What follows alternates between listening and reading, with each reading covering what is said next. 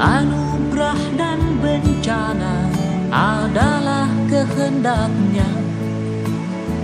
Kita mesti tabah menjalani.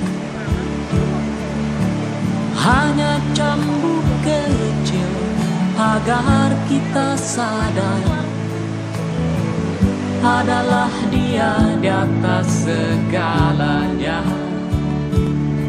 Oh, adalah Dia di atas segalanya.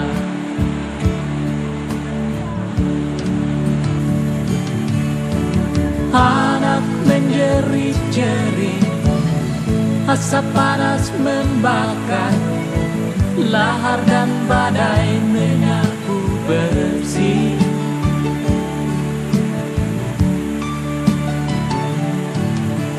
Ini bukan hukuman, hanya satu isyarat bahwa kita mesti banyak berbenah.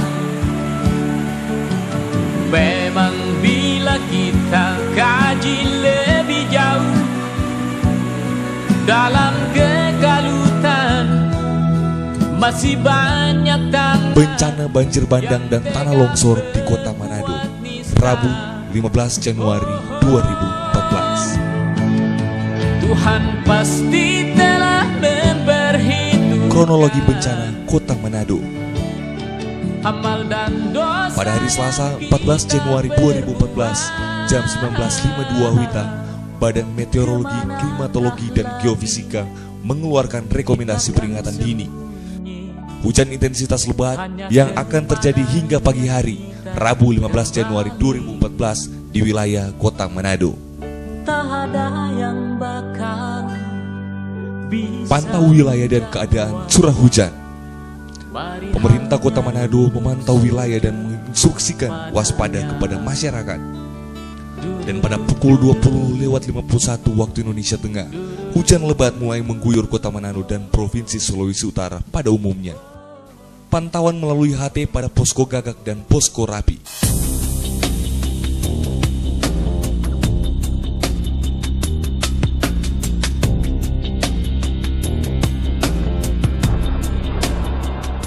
Keadaan das wilayah banjir bandang. Pada pukul 03.40 WITA, hari Rabu 15 Januari 2014, informasi dari pos pemantau banjir PAL 2 air Sungai Tondano mulai naik hingga 4 meter. Sungai Tondano, Sawangan, Sario, Bailang mulai naik di atas titik normal. Air masuk sampai ke pemukiman warga. Menginstruksikan melalui BPBD kepada camat, lurah, dan kepala lingkungan agar warga di wilayah das segera dievakuasi ke wilayah aman.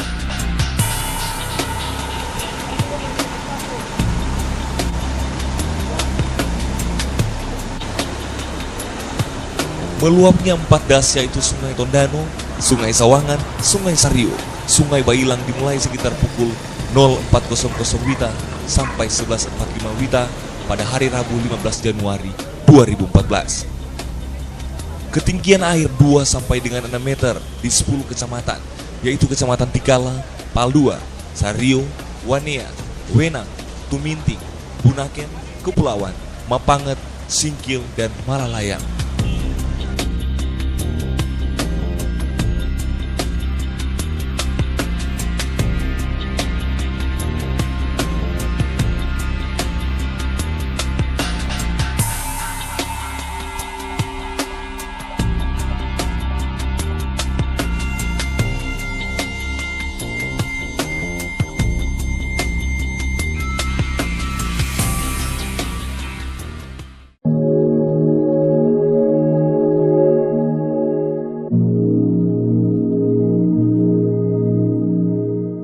Langkah penanganan evakuasi.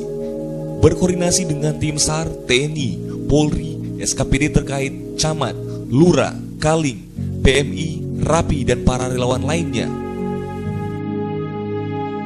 Mengarahkan tim SAR gabungan, baik peralatan dan personil, untuk upaya penyelamatan warga yang terisolir atau terjebak banjir.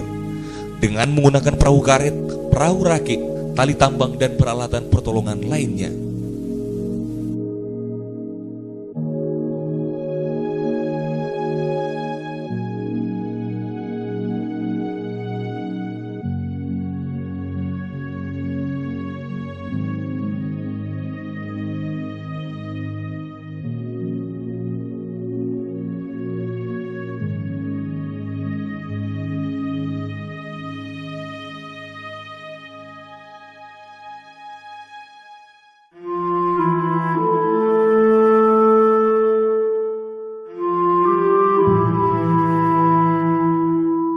Penetapan keadaan status tanggap darurat bencana berdasarkan Undang-Undang Nomor 24 Tahun 2007 tentang penanggulangan bencana.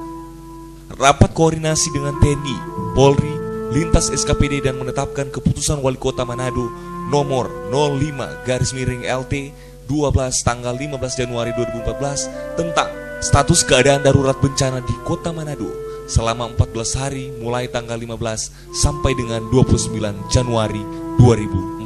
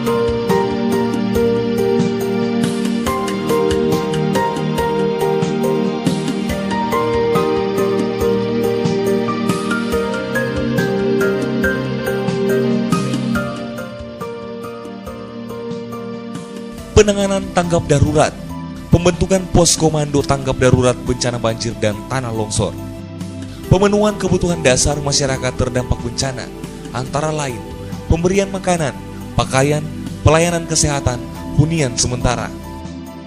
Pertolongan darurat antara lain pembersihan lumpur atau puing akibat banjir dan tanah longsor.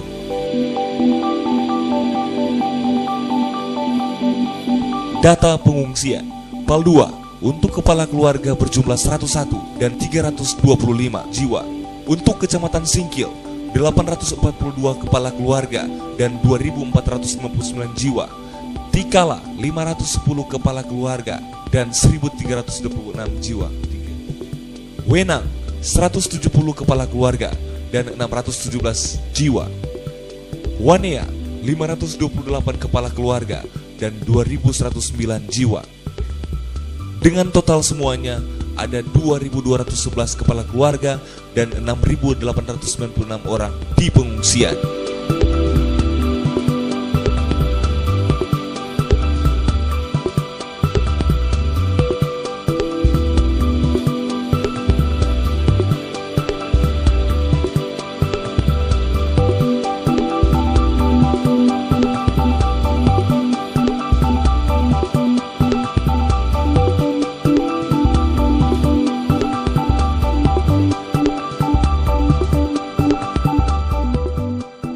Upaya pembersihan daerah terdampak bencana melibatkan semua unsur, yaitu PNS Kota Manado, pembersihan sekolah-sekolah, perkantoran, jalan, dan rumah penduduk, TNI, Polri, masyarakat dalam dan luar daerah Kota Manado. Peralatan yang disiapkan Pemkot antara lain 30 alat berat dan 117 dump truck, ditambah dari bantuan swasta dan pengusaha.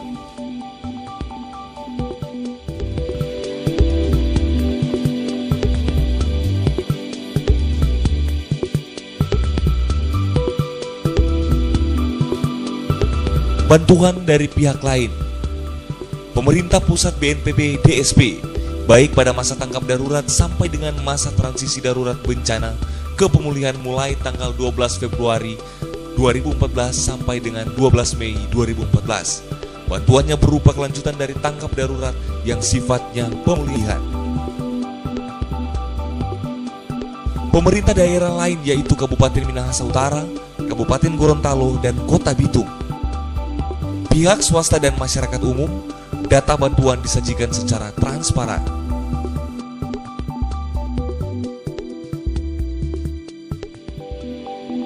Upaya penanganan rehabilitasi dan rekonstruksi, perbaikan 5 sektor, berdasarkan hasil rapat lintas kementerian dan wali kota pada hari Rabu 26 Februari 2014 untuk dijadikan rencana aksi yaitu 1. Sektor perumahan, bantuan stimulan untuk rumah rusak berat, rumah rusak sedang, rumah rusak ringan. 2. Sektor ekonomi, penundaan pembayaran kredit bagi UMKM yang mendapat fasilitas kredit dari bank. 3. Sektor pendidikan, bantuan untuk perbaikan gedung sekolah atau kelas yang rusak dan pengadaan peralatan sekolah. 4. Sektor agama, pembantuan stimulan sarana ibadah yang terdampak bencana. 5. Sektor prasarana umum, perbaikan jalan dan saluran air sepanjang 3,2 km, perbaikan jembatan sebanyak 8 jembatan.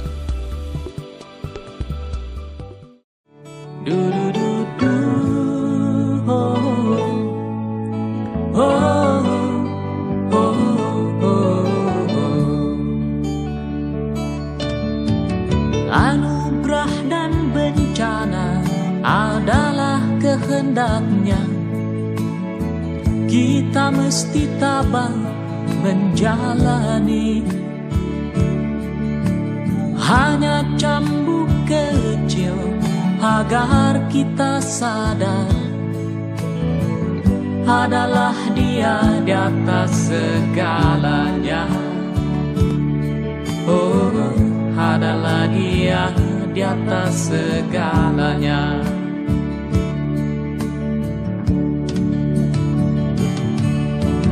Anak menjerit-jerit, asap panas membakar, lahar dan badai menyapu bersih.